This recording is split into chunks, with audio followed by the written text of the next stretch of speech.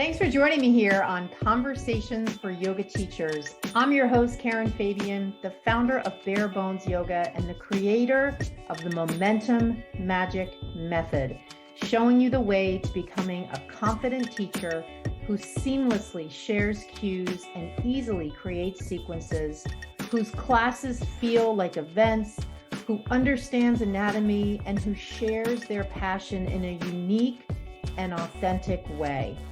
On the podcast, you'll hear anatomy lessons, stories from teachers, interviews with others in the field, and a dose of personal development. In addition to the podcast, follow me on Instagram and TikTok for daily videos on teaching topics. Thanks for taking the time to listen today. Let's get into the episode. Hi there. Welcome to Conversations for Yoga Teachers. I'm your host, Karen Fabian, and this is episode 249. So I'm recording this on July 13th, 2023, and this will go live on the 17th, which is Monday, as per my regular schedule. I love having a schedule for the podcast because I really hope that if you have listened to more than one, you get into the rhythm of making listening to the show part of your week. And you can depend on me to have a new episode every Monday. I think I'm running like 2 years now of every Monday episodes, and I haven't missed one despite travel or holiday or anything. So I do that because I know for me, there are podcasts that I listen to that drop on Monday. The Mind Your Business podcast with one of my business mentors, James Wedmore, and the Rich Roll podcast, which is one of my favorite science-based podcasts and health and lifestyle-based podcasts. So I want to be that podcast for you. So you can know every Monday you'll get a new episode. Today, what I'm going to be going over is what I call my confident teacher triangle. And I'm going to walk you through what that means so you have an idea of what that looks like. There is a visual that goes along with this, but I'm going to obviously not have that available today because this is audio, but I think it is just as powerful hearing it in the audio version. And if you want the schematic, I'll tell you at the end how you can get your hands on it. Before I go into that, I wanted to start out with a quick story. And this was a story that came to me when I was recently on the phone with a yoga teacher. And it was such an apt description of what this teacher was going through as experienced by her husband. And it so starkly outlines and highlights the problems that yoga teachers have, and they oftentimes experience it as a problem and at the same time aren't quite sure how to solve it on their own. There's this famous saying by Einstein, and it goes something like, it's really hard to solve a problem at the level of thinking that created it. And basically what that means is that when you are the owner of the problem, it's really hard to also be the problem solver, because unless you elevate your level of thinking to a different level, you'll keep spinning in circles. And I can absolutely say 150% that every single fucking conversation I have with yoga teachers exemplifies this. And it is no fault of yours or any other teacher. It is simply a sort of human experience that when we're in a problem, we often stay in that problem and keep kind of circling around, not getting results. And at the same time, not doubting ourselves, but oftentimes not really even denying, but not asking for help. And when we ask for help, that's when we get the elevated level of thinking that helps us solve the problem. And so the longer we wait to ask for help, the longer we stay in this cycle. And the story I'm going to tell you is a perfect illustration of that. And the story goes like this. I was speaking to a yoga teacher, and she was sharing with me one of her main frustrations around teaching is that it takes her a long time to prepare for her classes every week.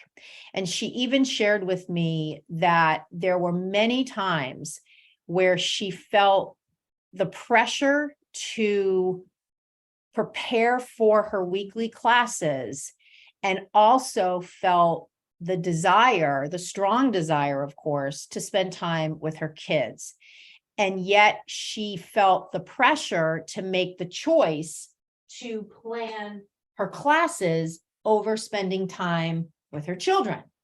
And you can only imagine the dissonance that this creates for her as a mom. She is wanting to be a mom, wanting to spend time with her kids. At the same time, she's feeling this pressure.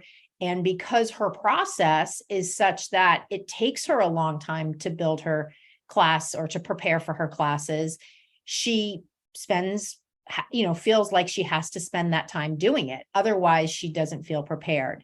And the really sort of heartbreaking thing for me to hear from her is not only what I just shared with you, but that even when she doesn't spend time with her family because she prepares for her classes, she still has a high level of anxiety around teaching. And in fact, said to me that she questions on a regular basis, why did I even sign up for this? Like, this is not what it was supposed to be. And so the part of the story that really struck me is that her husband, of course, is observing her on a regular basis, like toiling away wherever she's doing this, maybe at her dining room table with all the books that I know pulled out around sequencing and whatever other resources she's using. And her husband apparently said to her the other day, honey, it's not like you're preparing for brain surgery tomorrow. And so I think what that to me illustrates is that to someone on the outside looking in, he couldn't understand, why is this so complicated? And yet for her, she was feeling this pressure to go through all these steps to create her sequence. And I absolutely want to say this scenario is not for lack of trying on this teacher's part, nor is it her fault, nor is she not trying her best, doing the best that she can. It really is a function of how teachers are trained. And I have said this a ton of times on this show, that the preparation that yoga teachers get to do the skills they need to be a confident teacher are so lacking. And I am qualified to make that statement because every week I speak to yoga teachers all over the world, and they all have the same problems. How it affects them can be different, but I can say with surety that it is not an individual issue that lies at the level of the person. It is a function of how teachers are ill-prepared when they leave their basic training. So I wanted to start out with that story because, number one, if you are spending more than 15 minutes preparing for your classes each week, you have a problem and you need to fix it. And it will not get better over time. That is a false belief that is in the industry, that teachers say to each other, oh, once I get more experience, I'm sure it will get better, it being whatever their problem is. So I wanted to start with that story because I wanted to, number one, highlight for you that if you are spending a lot of time prepping for your classes, that is a problem and it needs to be solved. Unless, of course, you choose to continue to have this problem and have this impact your life. But I bet you don't want it to be like that. Nobody signs up to be a yoga teacher to spend 2 to 3 hours a week prepping for their classes. I don't think that's what you wanted when you signed up to be a teacher. And I certainly don't think you want to do that and then still have to go into your class and practice the whole thing with your students, which is additionally what I hear teachers are doing. So oftentimes, this particular cycle of over preparedness is one of the problems that I hear about a lot. And I want to let you know that number one, it's totally fixable. Number two, I can help you fix it. And number three, it doesn't take a long time and any sort of complicated process to fix it. But what it does require is asking for help. And that's why I started out this conversation by giving you that famous quote by Einstein, because continuing at the level of thinking that you're at around any problem you have as a yoga teacher will only continue to kind of drill that habit, that bad habit in deeper and deeper into your process. And until you ask for help and get that elevated alternate perspective / approach, and this is what happens when you work with a mentor or a coach, it's really hard to solve the problem.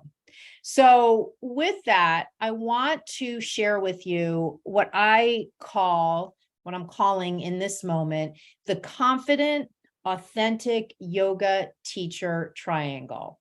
And the reason I'm calling it that is because I want you to imagine a triangle. And inside the triangle are the words confident, authentic teacher, teaching where you want, how you want, and earning your worth. So I want you to close your eyes for a moment if you can, and imagine a triangle. And inside that triangle, see the words confident, authentic teacher, teaching where you want, how you want, and earning your worth. And now I want you to think about, what does that really look like to you? What does it look like for you when you are a confident teacher, when you are an authentic teacher, teaching the way you want, with the words you want, your own words, not words from somebody on YouTube, not words from somebody on Instagram, your words? What does it look like when you're teaching where you want? Where is that place? Where are those places? What does it look like when you're teaching how you want?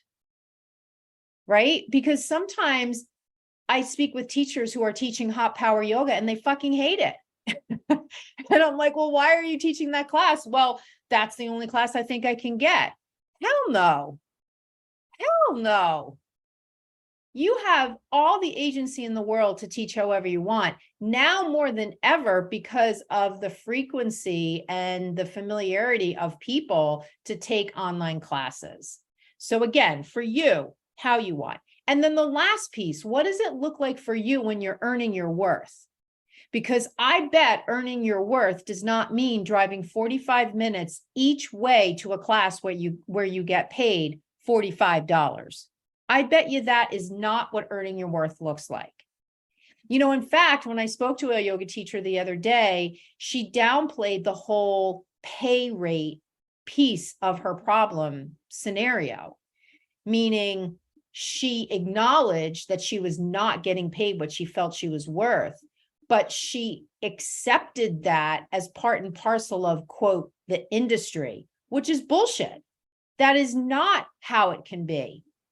That might be what you are experiencing right now, but can you imagine if you were actually earning what you were worth?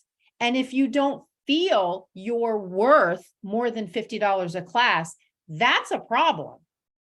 That's a problem that's related to your belief about yourself. So this conversation for you might be a wake-up call. And believe me, almost every single yoga teacher I speak to has limiting beliefs around money because it's culturally ingrained in our culture. People are always looking for bargains. They're always asking, how much does it cost? Especially in conversations I have with yoga teachers, I get a lot of teachers who say, is it free? I'll only take it if it's free. Like, I want you to consider, like that example I gave before, that teacher who's spending hours every week prepping for her classes. If I can help her solve that problem and it costs her $2,000 to solve that problem, and you compare $2,000 to the value her kids get from spending time with her every day, I would certainly hope that you would say spending time with my kids is worth $2,000. I would certainly hope you would not say that's not worth it.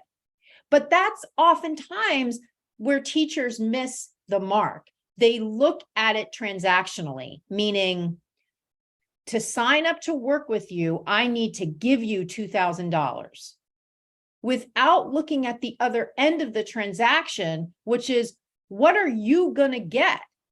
And so that's why I often frame the conversation in the way of the problem the teacher is having and the result they get when they solve that problem. And then you can start to look at return on investment. But when we talk about this last piece of earning your worth, that's when you can consider, when I solve the teaching problems I have, including some of the mindset problems I have, if you have them.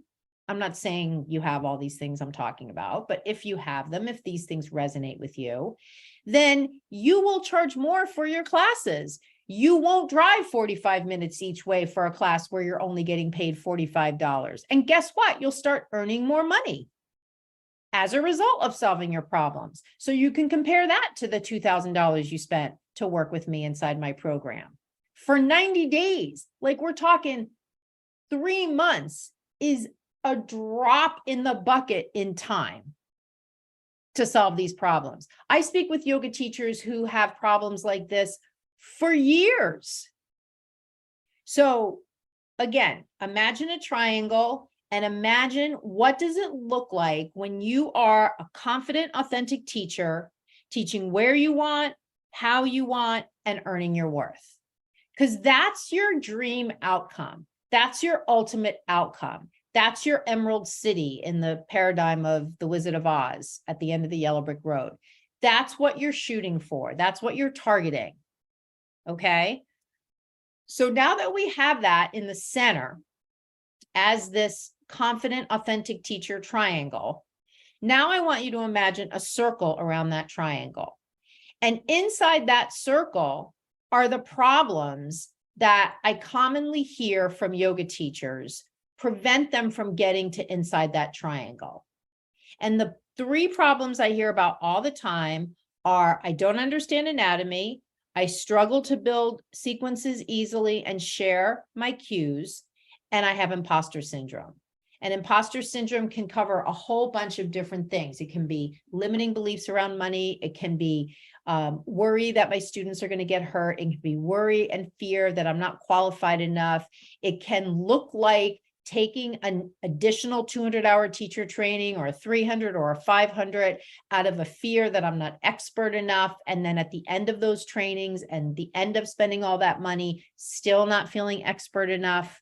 So whatever imposter syndrome looks like to you, that's what it is. So you've got this triangle with your desired outcome in the center, but then it's surrounded by this circle. And inside this circle are these 3 barriers, these 3 obstacles that are preventing you from getting to that desired triangle. The not understanding anatomy, the struggling to build sequences and sharing really clear cues, and imposter syndrome.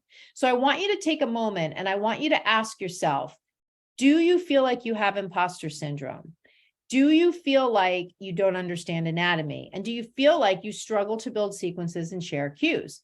And you might say, well, I'm not really sure. So let me share some of the ways that these problems display themselves. So I already talked at length about if you have a problem around building sequences, what it typically looks like is every time you build a sequence or prep for your classes, you pull out a whole bunch of resources, you dump them on the dining room table, you get your laptop, you pull up YouTube, and you start writing out sequences in a journal. You then practice the sequence 5 to 10 times, and then you're going into class and you're bringing your notes, and you really wish that you could just teach it, but you're nervous you're going to get lost in the sequence. So you roll out your mat and you come into down dog and you practice the whole thing with your class. And all in all, that whole process takes you 2 to 3 hours a week, every single week. So that's what it looks like. When you have a problem around struggling to share cues, what that oftentimes looks like is repeating the same cues over and over again. It looks like going on YouTube and Instagram and ripping off other people's cues and saying them even though you don't understand what they mean. It looks like being really wordy when you teach and saying a lot of words without really knowing what the meaning is, and not being able to be kind of succinct and clear with exactly what you want to say. It also absolutely looks like sharing cues that refer to things that you couldn't explain. So if someone came up to you and said, I don't understand what you're asking us to do, you basically would say, well, that's what I was trained to say. So those are ways that if you have a problem around sharing your cues, it shows up. The other thing in that bucket also can be that you're really nervous when you go into class, that you have a lot of anxiety and butterflies in your stomach, that you feel that you trip over your tongue, that you feel compelled to say things a lot instead of just letting your students be in silence. So the other problem, and these are the 3 things around the triangle that are preventing you from getting to that triangle, is not understanding anatomy. Not understanding anatomy in real life looks like things like sharing cues and referring to anatomy, but not understanding what you're saying. It looks like students asking you questions about the body and you don't know the answer. It looks like constantly going home after your classes and Googling things to look up answers to questions that you don't know the answers to. It looks like buying a bunch of books on anatomy, taking an online course because you feel like that's the way you're going to learn it. Those are some of the ways that not understanding. Another way that I've also heard over and over again is watching your students move on the mat, seeing that they're out of alignment and having really no idea how to help them. So these are all ways that when you don't understand anatomy, how it looks. And then imposter syndrome. Oh my God, one of the ways imposter syndrome shows up, 2 really big ways. One way is asking for feedback all the time. If you are somebody who is getting together with your friends and after class saying, what'd you think? What'd you think of that? How was that for you? There's imposter syndrome there. If you worry when people come to your class who are teachers, there's imposter syndrome there. If you're taking your 200-hour training again and signing up for more hours-based training out of a fear that you're not qualified enough, that's one way that imposter syndrome shows up. If you are having fear that people are going to get hurt in your classes, or you feel like you need to dress a certain way or say certain things or teach a certain type of class, that's a way imposter syndrome shows up. Another big way that imposter syndrome shows up is if you're doing a lot of things that you don't want to do, but you feel like you have to do them. I have to cue to the breath. I have to use Sanskrit. I have to start people in child's pose. I have to do a peak pose in my sequence. I have to do forward bends after back bends. I have to wear certain things. I have to do a reading after class. I could go on and on. All the things you think you have to do to, quote, be a yoga teacher is also imposter syndrome. So those are the problems that often prevent teachers from getting to inside that confident, authentic teacher triangle. So if we take those problems and we flip them on their head, we get the solution. So this is where we start to take that Einstein quote, you can't solve a problem at the level that it was created, and we get the problems flipped on their head and we elevate the problems into, well, what's the alternative? So if I look at the one problem of not understanding anatomy, well, the alternative is obvious. I want to truly understand anatomy. If I look at the problem of struggling to build sequences and sharing cues, well, the alternative, the desired alternative, is easily build sequences and share cues. And if I look at imposter syndrome and I flip it on its head and I say, well, what's the desire? Well, the desire is confidently being you, right? So outside that triangle are the problems, but then outside another layer are the desired solutions that get us to that confident, authentic teacher triangle. Okay. So now that we know the desired outcomes that get us to that dream outcome in the middle, well, how are we going to get those desired outcomes? So that's what I'm going to end this conversation with. I'm going to tell you how I get you there. So if you don't understand anatomy, and the flip side of that is truly understanding it, well, the best way to understand anatomy is to have a clear blueprint that takes you through just what you need to know. Most yoga teachers aren't taught anatomy in that way. And because of that, they end their teacher training and then they're out on their own and they try to learn anatomy in what I call the choose your own adventure approach, where they're out there in the world buying books, doing online courses, and not getting the results they want. And that is not a way to learn anatomy. You need a blueprint that's time tested and proven as a way to get you as a way to learn just the key aspects of anatomy. The other piece of truly understanding anatomy is using why words. Why words are what I call words that you use in your cues where you truly can explain the why behind it. So if I ask you to squeeze your shoulder blades together in up dog, I truly understand why I'm asking you to do that. If I ask you to spiral your inner thighs back in Tadasana, I truly understand why I ask you to do that. If I ask you to roll the inner eyes of the elbows forward in down dog, I truly know the why words behind that. So that's the second piece. The third piece is anatomy action words. So one of the foundations of truly understanding anatomy is being able to use anatomy action words. These are words that refer to the anatomy, but in a way that your students will understand them. So I just gave you some examples. There's plenty more in the cueing framework that I teach. When I talk about anatomy-based cues, I go into a lot of detail with that. So that's the piece about understanding anatomy and how you fix that problem. So now let's take a look at the struggling to build sequences and share clear cues, and the solution being to easily build sequences and share cues. So how do you do that? Well, again, the why words, we already talked about that. Using frameworks for cues. This is such a huge piece of what I teach inside my program, and it has to do with the 4 types of cues and knowing when and how to use them. So if you've seen my free webinar on the cueing framework that I teach, you know this already. If you're inside my program, you know this already, of course. The 4 types of cues that I teach are action, alignment, anatomy, and feeling based. And the frameworks of those cues look like going into a class and making a decision about what types of cues you're going to use. So maybe you're going to go into a beginner's class and use a framework of all action cues.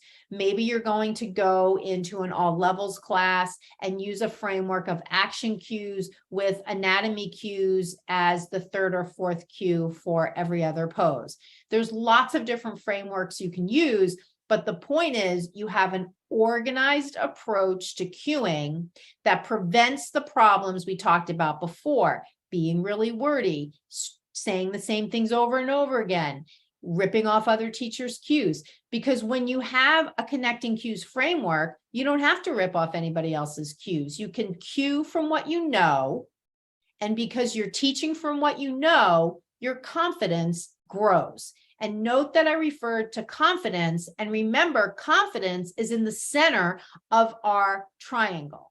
So that's why it's no fucking mystery how you get to be a confident teacher, even though for so many teachers I talk to, like the one I told you a story about at the beginning of this episode, when they're stuck in a problem, they feel like it's a mystery. How am I going to get to the inside of that triangle? How am I going to get to be a confident, authentic teacher?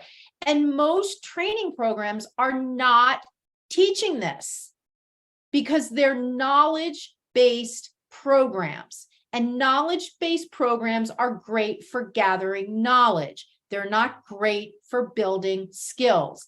And if you want to change how you feel as a teacher, you have to build critical skills. The feeling will come as the skills are built. The feeling won't come through journaling or meditating or any of that, manifesting or any of that. It will come by building the skills through intentional action and momentum. And those are two huge pieces of what I lean into heavily when I work with teachers. Getting the momentum so they start to build the skills immediately and feel that momentum moving forward in a positive direction. The other piece of that side of the triangle where the problem is around cueing and sequencing is the sequencing part, because we already talked about the cueing part. So the sequencing part is solved. The sequencing problem is solved by having a repeatable, easily implementable way to build a sequence. And if you remember, I said earlier, it should be no more than 10 minutes to create a sequence. And I'm going to give you the secret to building a sequence that you are going to be able to do with a lot more confidence than maybe with what you're doing now. And it involves you making a promise to yourself that you will build a sequence without any resources in front of you. No books, no laptop, no app, none of it. Because when you build a sequence based on what you know, you're positioning yourself in a so much better position to be able to share that sequence well, without tripping over your words, without getting lost in the sequence. And that leads you to feeling confident.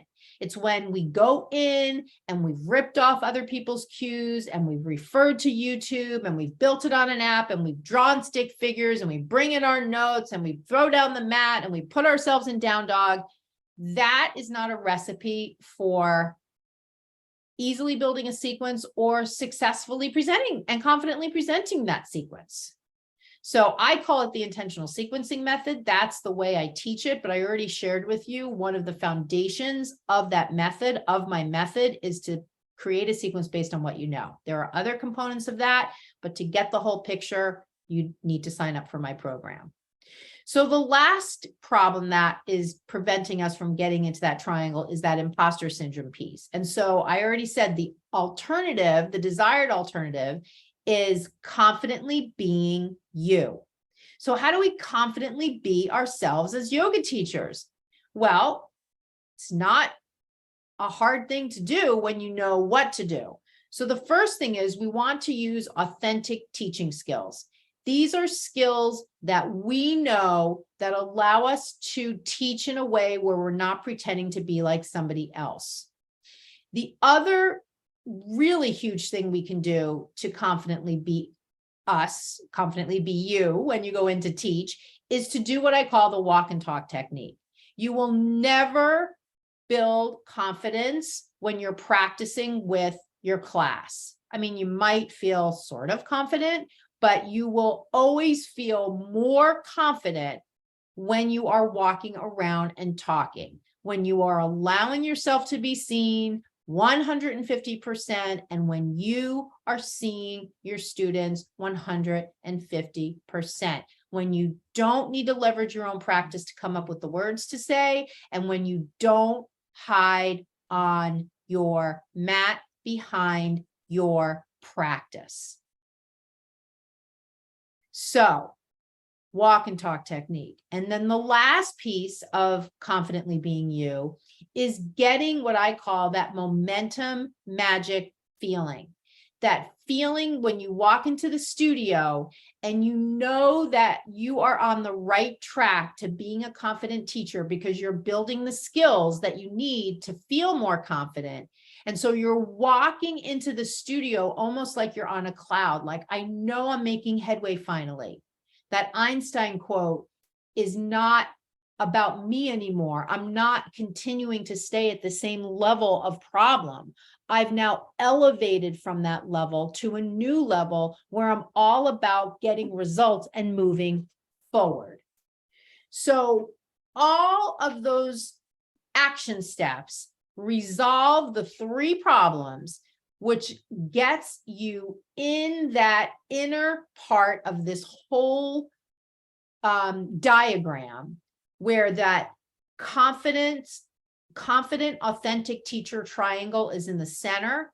And now you almost like a dragon slayer. You've slayed all the dragons, almost like the dragons that are, around the castle and there's the moat. You've slayed all those dragons. You've slayed the problem of not understanding anatomy. You've slayed the problem of struggling to build sequences and share cues. You've slayed the problem of imposter syndrome. And you're able now, the dragons are out of the way, to get into that inner triangle where you can be a confident, authentic teacher, teaching where you want, how you want, and earning your worth. And along with all of that, you've moved past the limiting beliefs that hold you back from asking for the help you deserve so that you can get to the center of this paradigm, this framework, into that triangle and be that confident, authentic teacher. So I hope that you have found this helpful. I hope that you are inspired by hearing this framework. I really, really hope that this conversation inspires you to take action, to no longer feel like you're the only one having these problems, to no longer feel like it's going to get better over time and you need to suck it up and suffer through, to toss away all those things that you think you should be doing, to know that absolutely you did not sign up to be a yoga teacher to spend hours and hours prepping every week, to be worried that people are going to get hurt in your classes and all the other problems we talked about. You wanted to be a yoga teacher, I'm assuming, because you love yoga, because you wanted to share that with people, because you want to impact people's health. Maybe you have a really special niche group of people, type of person that you want to teach that relates to who you are. You're a cancer survivor. You're a person with some sort of physical or mental challenge. Whatever it is, the world needs you to step up and be that confident, authentic teacher and stop circling in this circle of not feeling confident that's preventing you from reaching more people and helping them in the highest way possible. Thank you so much for listening to this episode. If you've made it here to the end, I see you, I acknowledge you, I'm so grateful to you. If you want to hear more about how you can work with me inside my program, I want you to send me a DM with the word podcast, tell me more, and I'll tell you more about how you can work with me. And I'll see, after finding out about you, if I can help you. Thank you so much for listening, and I will speak with you on the next episode. Namaste. Thank you so much for listening to this episode. And the fact that you're still here and still listening is not lost on me. So thank you so much. Couple of things. If you have any questions, please contact me. Send me what your questions are directly to my Instagram DM. You can find me there at Bare Bones Yoga. The next thing, I hear so much from yoga teachers that they want to be confident. They want to feel more confident. They don't want to have that nervous feeling in their stomach when they get up to teach. They don't want to stumble over their words. They want to create sequences fast and not spend so much time writing out their sequences and practicing their sequences. And they so much want to just walk around the room rather than being tied to the mat and practicing the entire sequence with their class. If any of this hits home for you and you want to develop into a more confident, authentic teacher in the next 30 days, I want you to DM me, confident teacher, heard it on the podcast, and I will show you exactly how you can get there. Thank you so much for listening. I'll see you on the next episode.